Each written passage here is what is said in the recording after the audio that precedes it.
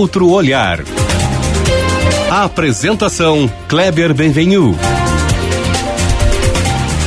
Olá, bom dia família Bandeirantes, bom dia para você que nos escuta na intimidade do rádio, também que nos acompanha pela internet.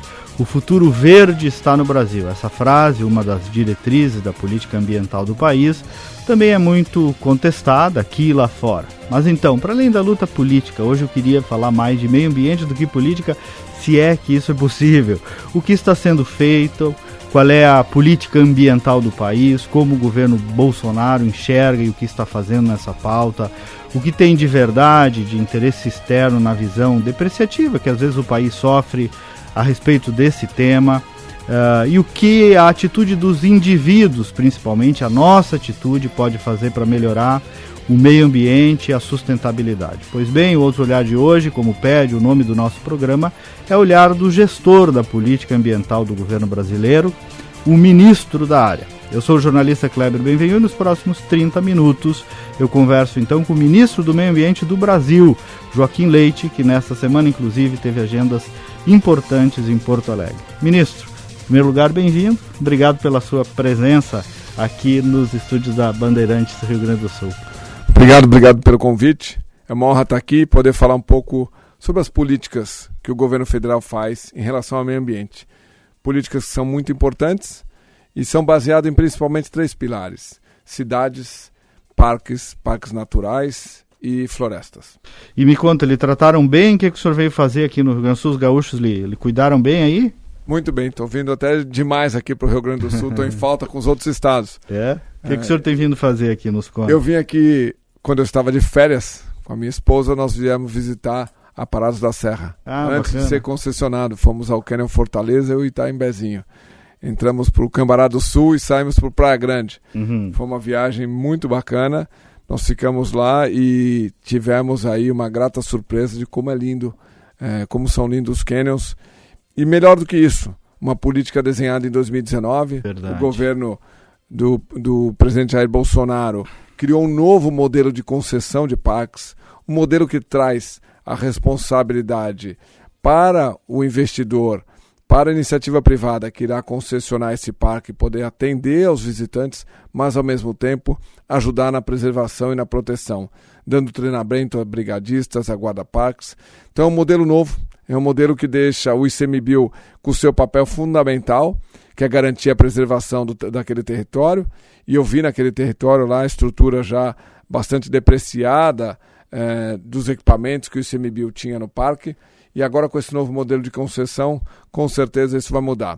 Vai mudar porque trará uma melhor experiência para o visitante da região e ao mesmo tempo trará mais recursos para o ICMBio proteger melhor o território e garantir a preservação. Ali, e eu vi que o ministro Salles cuidou muito daquilo ali, até pessoalmente, né, e vários players gaúchos e tal. Ali é um modelo de turismo sustentável que se quer, na prática é isso, né, que ele seja autossustentável financeiramente, ambientalmente também e para a região, né. Nós temos vários parques nacionais que são do ICMBio. São parques que são lindíssimos, eu visitei alguns, eu visitei um na Amazônia, visitei um aqui, a Navilhanas na Amazônia e a Parados aqui, e também passei por Canela. Por coincidência nessa viagem, Canela também foi concessionado, e é um novo modelo, um modelo que traz a responsabilidade para o privado, de olhar o parque de uma forma mais moderna. O que significa isso? Você sabe que tem muitos gaúchos que nem conhecem lá também. Eu imagino. Então, foi uma grata surpresa. Aqui falam deles, inclusive. Não, mas o lugar é maravilhoso. Vale a visita. A tela de fundo do meu computador é exatamente Olha aí, que lindo. Eu fui num dia que estava ventando bastante, mas estava lindo o lugar. É lindo o lugar. E agora, além de lindo, vai ter uma estrutura para o visitante, onde você vai poder usufruir com segurança daquele parque. É importantíssimo esse modelo que o ministro Ricardo Salles desenhou aqui para o governo federal concessionar os parques num novo formato, está dando certo. Já foi Parados da Serra, Canela, vai ter Foz do Iguaçu e virão pela frente mais 23 parques que serão concessionados. Todos eles nesse novo modelo. Um modelo moderno onde o visitante tem a oportunidade de conhecer um parque que é uma área, que é um parque nacional, e esse visitante, com certeza, é um visitante que tem um olhar para cuidar do parque também.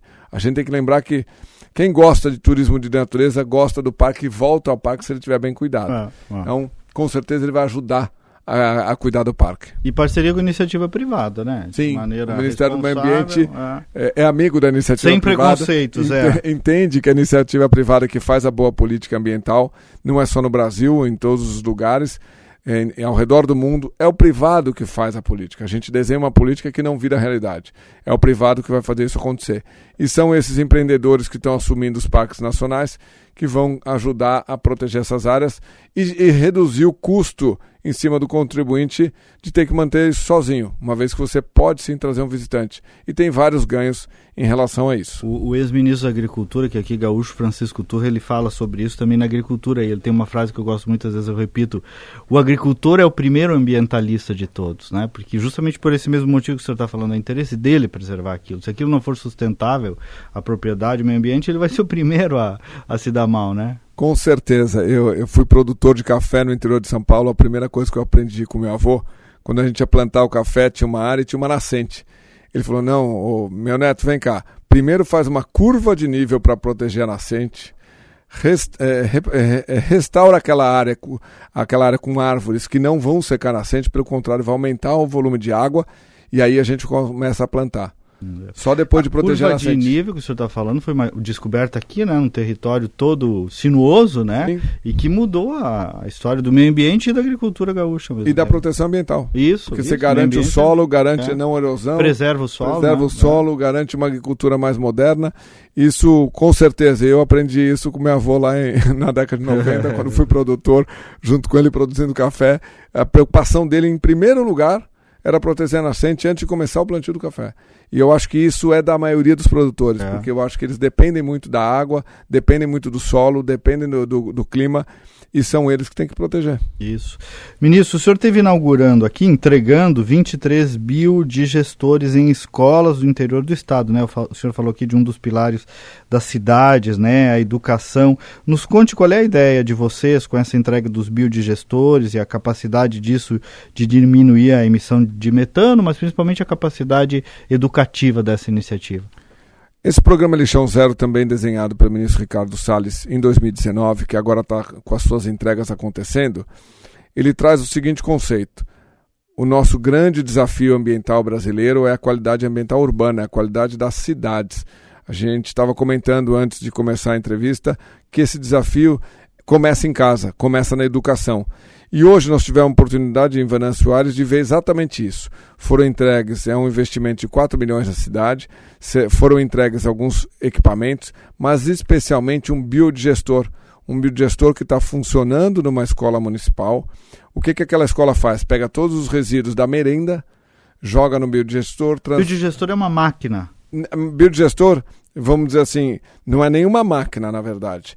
É simplesmente um bag, um saco gigante, onde você joga os resíduos. E ali ele biodigerindo. Fica biodigerindo, se decompondo, gerando gás, um gás metano, que é um gás limpo, que serve para você utilizar na cozinha. E hoje ele não precisa, aquela cozinha daquela escola não precisa mais comprar gás, porque vem do gás do daí recolhe aquele gás para uso da própria escola. Para uso da própria escola, ao mesmo tempo que gera um fertilizante líquido, que você também recolhe, também pode utilizar, e um resíduo orgânico, e reduz em 50% o volume de lixo que seria transportado e que iria parar num aterro, e isso tudo custa muito caro. O que esse programa faz? Elimina lixos. Elimina lixões, vamos dizer assim, e transforma lixo em energia, ou transforma lixo, nesse caso do biometano, transforma lixo em fertilizante. E mais importante de tudo, neste caso específico, é você ver uma aula real de matemática, física, química, biologia, o que você quiser num biodigestor. Porque você ali consegue ter um contato direto. Pedagogia na veia, como disse o Lucas no início. Exatamente, pedagogia direto. Você leva lá uma criança a entender que ele tem que olhar para o lixo de uma outra forma. De uma forma econômica, de uma forma mais inteligente. E ele também tem a sua responsabilidade quando vai comprar um produto, quando vai descartar a embalagem daquele produto. Se ele vai comprar um produto que tem papelão, tem plástico, aonde ele vai descartar? Se é um resíduo como esse, é um resíduo de comida, é um resíduo orgânico, ele pode biodigerir dentro do biodigestor, aí colocar num biodigestor e trabalhar ele, eu acho que é importantíssimo iniciar uma nova cultura, para que todo mundo saiba o que fazer com o seu lixo, especialmente quando compra. Pois é, isso sabe, o lixo que está comprando. Que eu lhe perguntar, essa turma de apartamento aqui, né, nós todos, né, nós já o que a gente faz em termos de separação do lixo é um começo, estamos ainda longe de algo ideal. O nível, eu pelo menos até na prática diária, ministro, eu noto que o nível de informação é ainda baixo das pessoas, é um pouco isso? Baixíssimo, eu acho que nenhum de nós sabe a responsabilidade que tem quando compra. E a maior responsabilidade quando descarta. Nem como separa essa coisa. Nem como separa. Como eu estava comentando anteriormente, se você pegar uma embalagem que tenha suco dentro ou iogurte, você tem que lavar ela para não ela ir completamente limpa para poder ser reciclada. Então, nós todos temos um desafio. Acho que a sociedade brasileira como um todo tem um desafio. Educar a todos nós, não só as crianças, de como lidar com a compra. Porque quando você compra, você está decidindo o lixo que você está comprando, porque você vai descartar a parte disso. E como você vai se educar na hora do descarte. Como que eu me preparo para descartar melhor. E essa foi uma outra agenda que nós fizemos aqui em Porto Alegre, em Cachoeirinha. Isso, que foi vocês falaram da Central Logística Reversa de Eletrodomésticos e Eletroeletrônicos. Exatamente. Nos conta isso, ministro.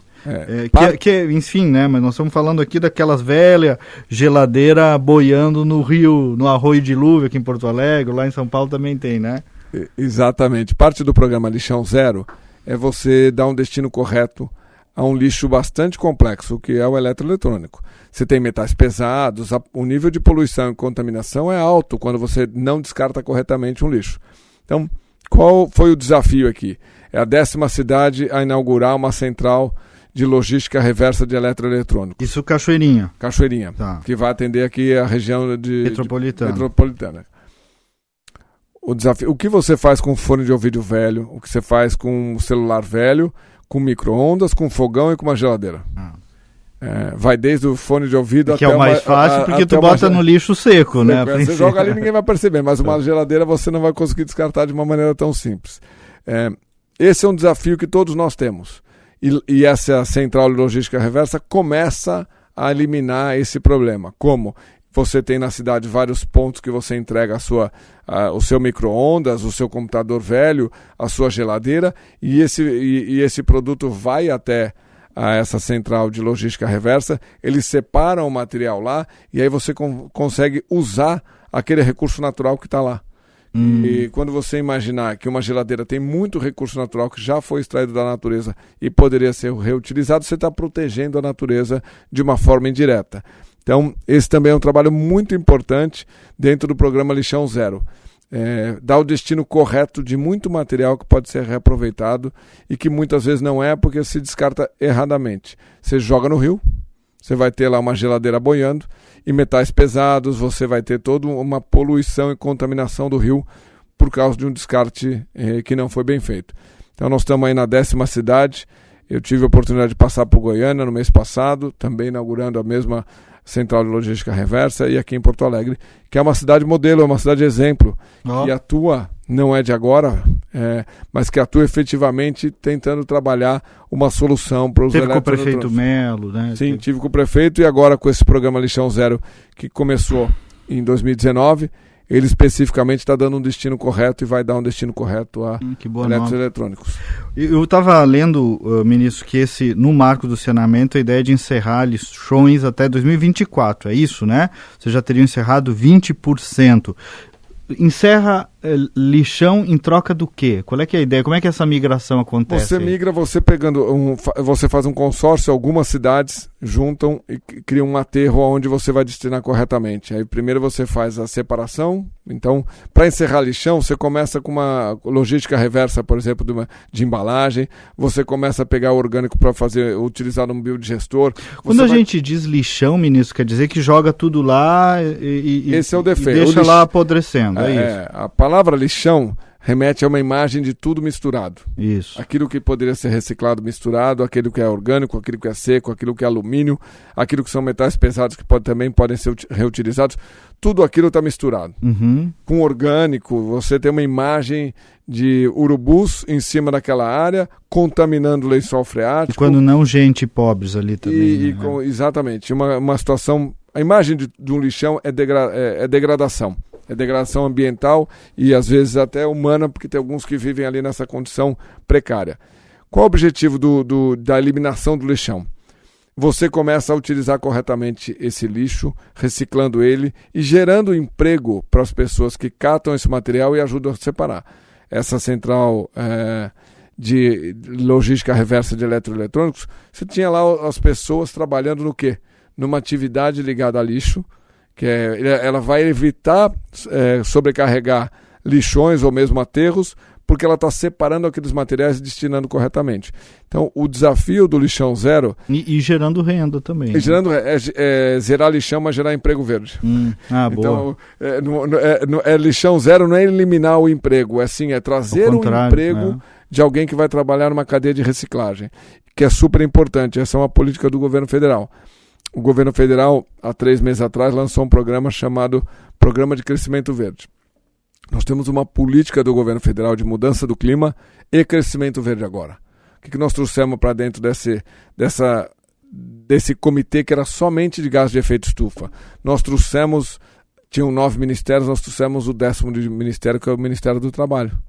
Porque nada mais importante que você fazer uma política de meio ambiente que não esteja ligada ao emprego. Como eu vou tirar alguém que trabalha numa indústria de combustível fóssil e trago ele para renovável? Eu tenho que preparar essa mudança e fazer essa transição de forma justa e responsável. Então, a política do governo federal é uma política de incentivo, priorização e inovação. Não é só punir, proibir, reduzir. Uhum. Então, esse é um grande desafio, desafio que não é só do Brasil. É um desafio de várias regiões do mundo, porque muitos países têm condições também desafiadoras em relação ao meio ambiente, e não vai ser eliminando alguma coisa que nós vamos achar a saída. É fazendo uma transição responsável e um crescimento na direção de uma nova economia verde. Por isso que eu estou lhe perguntando, até com palavras mais simplórias, porque tem um problema ainda de compreensão das pessoas. A área de vocês, como a nossa do jornalismo, do direito, às vezes tem até as suas linguagens que para quem lida fica bem resolvido e às vezes para a pessoa não está bem resolvido, né, ministro? Gás de efeito estufa, gás metano, tem um problema gás aí carbônico. De as pessoas entenderem essa história de... E um pouco foi ideologizado demais também, né? E aí a compreensão diminui mais ainda, né? O cuidado é não polarizar num tema que é meio ambiente. Não utilizar meio ambiente como algo para atrapalhar o comércio internacional de produtos brasileiros. Usar isso como um protecionismo climático, que impede você de vender um produto porque alguém está dizendo que você tem um desafio ambiental. Todos os países do mundo têm desafios ambientais. Não tenha dúvida que o Brasil tem o seu desafio, que são alguns crimes ambientais que ocorrem na Amazônia, especialmente, que nós estamos combatendo junto com o Ministério da Justiça. Mas mais do que isso, é gerar um emprego verde. É gerar uma oportunidade de um emprego numa nova economia verde. Esse sim é o grande desafio global. E o Brasil está bem posicionado por características naturais e econômicas. O Brasil, com certeza... Dádiva de Deus, né? Você vai ter uma agricultura de baixa emissão, com certeza, lugar, né? Porque ninguém produz como a gente, no volume de... Não tem como não dar certo isso aqui. A gente tem que se esforçar bastante para estragar, né? Não vai dar, vai dar certo, com certeza. E eu acho que políticas racionais e políticas coerentes na boa direção de uma nova economia verde, que incentivem as políticas na boa direção de uma nova economia verde, é importante. Em vez de simplesmente só punir. Não, o que nós vamos parar? Não, a pergunta é, o que nós vamos acelerar? O que nós vamos acelerar na direção correta dessa nova economia? Mas, Vinícius, o senhor falou aí também, eu perguntei isso para o ministro Ricardo Salles quando eu falei com ele, tem um déficit aí também de comunicação internacional do país, né? Porque, de algum modo, se gerou uma percepção com interesse, que nem vem o caso, mas quer dizer, o mundo precisa entender melhor que o Brasil não é o bicho-papão, pelo contrário, né? No assunto meio ambiente. Tem um déficit aí que acaba também sendo um pouco tarefa dos senhores perseguir a melhoria dessa percepção internacional? Exatamente. Eu acho que nós temos ainda um desafio de comunicação. O que nós fizemos na Conferência do Clima? Nós levamos no stand, no maior stand já feito na história das conferências, o Brasil levou um stand Eu vi que o senhor valorizou a participação do Brasil. Exatamente. Lá. 200 metros quadrados, nós pegamos um estúdio e virtualizamos aqui de Brasília, para quem não pôde ir até lá. 10 ministros participaram e o vice-presidente dessa Conferência do Clima de forma virtual. 2 foram presenciais, o Bento e o Fábio Faria foram presenciais. Então, qual foi o nosso desafio esse ano? Levar o Brasil real. Com mais de 100 casos de um Brasil real que cuida do meio ambiente, que faz uma atividade sustentável, que vai de energia, agrofloresta, energias renováveis, siderurgia sustentável. Tem várias atividades, reciclagem, tem várias atividades que o Brasil está entre os primeiros do mundo na atividade. Então, o que nós fizemos? Levamos um Brasil real para a Conferência do Clima, mostramos claramente, no primeiro dia, o presidente fez um pronunciamento deixando claro nesse pronunciamento que o Brasil é parte da solução do desafio global de mudança do clima e que em seguida nós tivemos lá compromissos ambiciosos, aderimos a vários compromissos ambiciosos para garantir que o Brasil faz parte da solução, é parte da solução hoje e no futuro. O ministro, me permite lhe perguntar também para as pessoas conhecerem um pouco do seu perfil, não que esse seja um programa de perfil, mas o senhor assumiu há pouco tempo, me parece que tem um traço executivo muito claro, assim, como é que é a sua trajetória, como é que o senhor chegou a esse posto e principalmente o seu propósito aí nesse final de gestão? Eu trabalhei na iniciativa privada, como eu comentei, como produtor de café, em seguida eu fui trocar um projeto na Amazônia, um projeto de floresta, era uma fazenda 100% de floresta nativa. Era uma fazenda com um tamanho bastante relevante de 75 mil hectares. A gente fazia manejo florestal sustentável de baixo impacto, manejo madeireiro e a venda de crédito de carbono de floresta nativa. E eu tive essa oportunidade de conhecer esse setor, essa área, e de 2013 a mais ou menos 2017, em seguida o governo Bolsonaro iniciou. Eu fui chamado pelo ministro Ricardo Salles para atuar no tema. Vim atuar no tema durante esse período, porque entendia e entendo bastante desse desafio de criar, e aí conseguimos criar um mercado de carbono, um mercado global. Então eu vim para acelerar esse mercado de carbono e principalmente o carbono de floresta nativa na região da Amazônia, onde se remunera quem cuida daquele carbono, quem mantém estocado aquele carbono na árvore. Então você vai receber por manter aquela árvore protegida. Foi essa experiência que eu tive anterior. No Ministério a gente acelerou bastante esse mercado hoje é um mercado real, já tem quase 2 milhões de hectares abaixo da estrutura de um programa chamado Floresta Mais Carbono, onde você pode gerar o crédito e vender esse crédito para compensar parte das emissões de empresas poluidoras, principalmente nos países industrializados. E eu tive a oportunidade e a honra de participar da Conferência do Clima como chefe da delegação e articular e contribuir para fechar o livro de regras desse mercado global de carbono, que é uma oportunidade para os brasileiros, é uma oportunidade econômica para os brasileiros, que poderão gerar créditos de floresta nativa, de energias renováveis, de indústria de baixa emissão e de uma agricultura de baixo carbono também. Então tem várias possibilidades de você gerar crédito.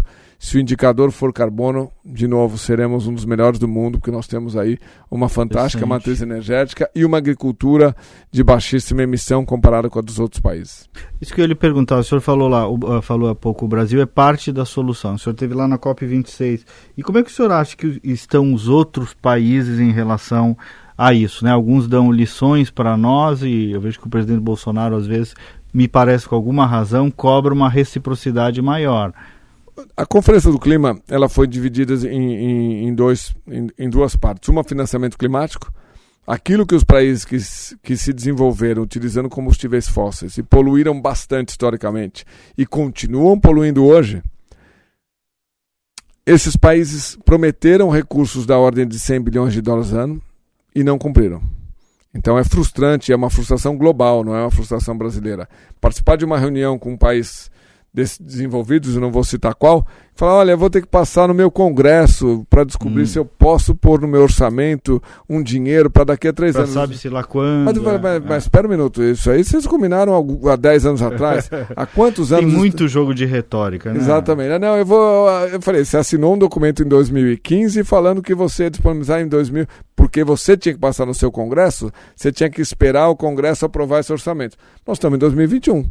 Acho que deu tempo, 6 anos, para você aprovar no seu congresso. Não, mas esse ano não passou, quem sabe ano que vem, em 2024, 2025, a gente... E assim vamos levando. Então, infelizmente, para uma transição justa, aí vamos separar um pouco do Brasil. O Brasil é uma grande potência ambiental, é uma potência econômica e tem características de um país rico, em alguns estados, e um país bastante frágil em outras regiões.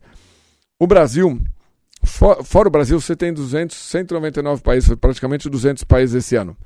Vários países não têm possibilidade de transitar para uma energia baseada em carvão mineral, para uma renovável. A Inglaterra fez isso. Os caras não tem de onde tirar. Então, a Inglaterra fez uma transição em acho que 6 ou 8 anos e gastou 1 trilhão de libras esterlinas. Cadê o trilhão de qualquer moeda para um país que não tem recurso? Então, se não houver um montante relevante, e já há estudos que se falam em $1 trilhão, e não mais 100 bilhões de dólares, para fazer uma transição justa. Se não houver recursos, você não vai ter a possibilidade de fazer essa transição justa e não vai acontecer. Essa é outra realidade. Você tem que dar o recurso e a capacidade. Não adianta só dar o recurso, você tem que dar o recurso de uma forma de acesso fácil e aplicação ágil. Se você der um recurso que é impossível aplicar, que é a maioria dos recursos de financiamento de clima, ele vem de uma maneira que você não consegue aplicar. Então você não vai fazer essa transformação na realidade daquele território. Esse é um desafio, o Brasil foi lá e pressionou os países de uma forma a buscar consenso e que esses países se comprometessem efetivamente a pôr o recurso. Do outro lado, nós fechamos o mercado de carbono global, que também foi um grande desafio, e recebemos no nosso stand União Europeia, Estados Unidos, China, Suíça, Uruguai, Argentina, vieram ao nosso stand, deixando claro o quão protagonista foi o Brasil nessas negociações.